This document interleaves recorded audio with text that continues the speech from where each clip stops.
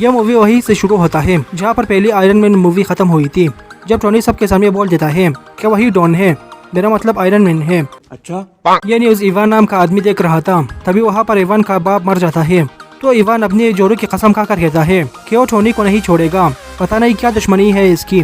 चला जा। अब इवान वेल्डिंग करना शुरू कर देता है और कई साल मेहनत करके अपने लिए एक कार रिएक्टर बना लेता है।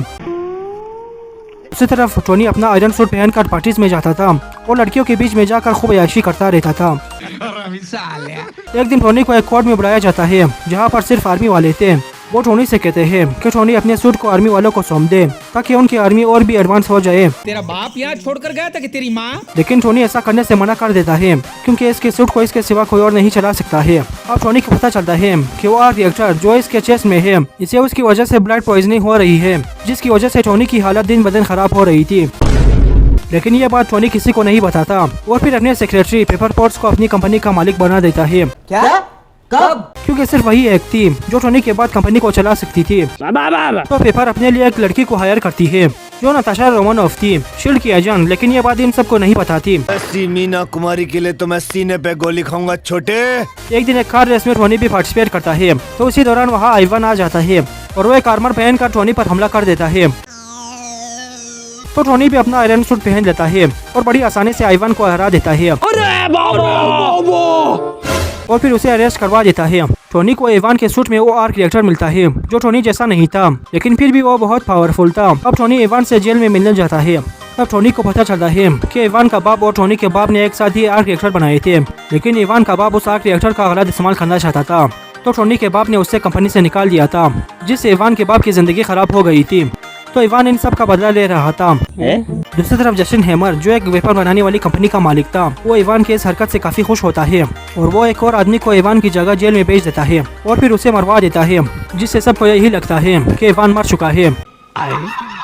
और वो इवान को अपने साथ नौकरी पर रख लेता है ताकि वो जस्टिन के लिए हथियार बनाए। हम उसके बाप के नौकर लगे जो वो क्या काम करेंगे, मैं नहीं कर रहा है सब। अब टोनी का बर्थडे आता है तो टोनी खूब दारू पीकर सबके सामने लुंगी डांस करने लगता है। इस काम के लिए तो वक्त ही वक्त है। तब टोनी को रोकने के लिए उसका दोस्त जेम्स उसका पुराना सूट पहनकर टोनी को रोकने आता है और फिर वो टोनी को 2-4 लात मारकर आर्मर के साथ ही वहाँ से चला जाता है। अब क्योंकि जेम्स मिलिट्री का आदमी था, इसलिए अब आर्मी वालों को टोनी का सूट आखिर मिल जाता है। तो आर्मी वाले जस्टिन से उस आर्मर की मॉडिफिकेशन करते हैं और वो सूट अब वॉर मशीन के नाम से बन जाता है। अब टोनी अपनी जिंदगी के बाकी दिन ऐसे ही बकचोदिया में गुजार रहा था।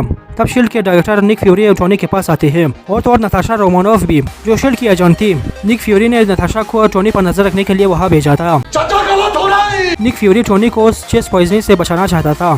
तो निक फ्यूरी टोनी को उसके बाप की कुछ चीजें देता है जिससे टोनी का इलाज हो सकता था।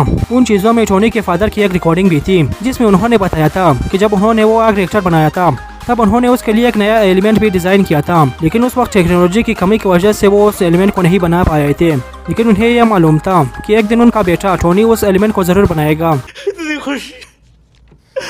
खुशी। तो उन्होंने उस एलिमेंट का डिजाइन कहीं पर छुपा लिया था। अब टोनी उस डिजाइन को ढूंढ लेता है और उस एलिमेंट को बनाकर अपनी आर्क रिएक्टर को परफेक्ट बना देता है, जिससे टोनी की चेस्ट की पॉइजनिंग भी खत्म हो जाती है। दूसरी तरफ इवान अपने आर्क रिएक्टर को और भी मॉडिफाई करके उससे खूब पावरफुल बनाता है और टोनी को फोन करके धमकी देता है कि वो बहुत जल्द आकर टोनी की माँ बहन कर देगा।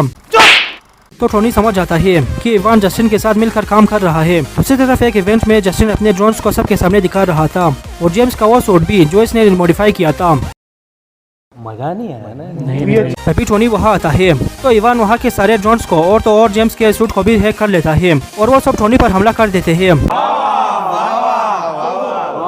टोनी सबको बचाने के लिए उन ड्रोन्स को अपने पीछे दूर ले जाने लगता है। तो पेपर जस्टिन को अरेस्ट करवा देती है और नताशा वहाँ से जस्टिन के ऑफिस जाने लगती है इवान को पकड़ने के लिए। वो अकेले ही वहाँ के सारे गार्ड्स को मार देती है। इसकी माँ का। लेकिन टोनी का मैनेजर हैप्पी सिर्फ एक को मारने के लिए अपनी गांड फाड़ देता है। अब इवान वहाँ से भाग चुका था तो नताशा जेम्स के आर्मर को रिसेट करके उसे ठीक करती है, जिससे सूट का कंट्रोल वापस से जेम्स के पास आ जाता है।